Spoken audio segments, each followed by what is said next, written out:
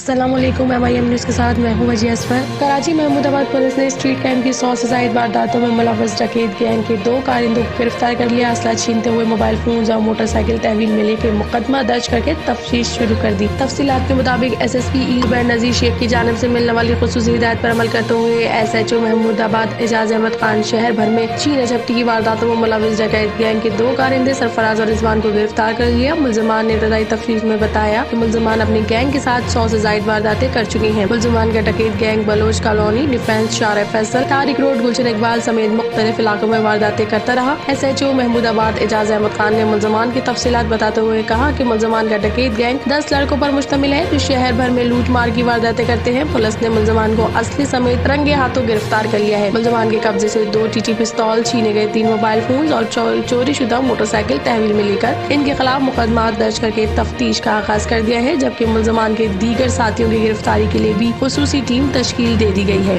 मजीद खबरों और अपडेट्स के लिए देखते रहिए MIM न्यूज़ कराची।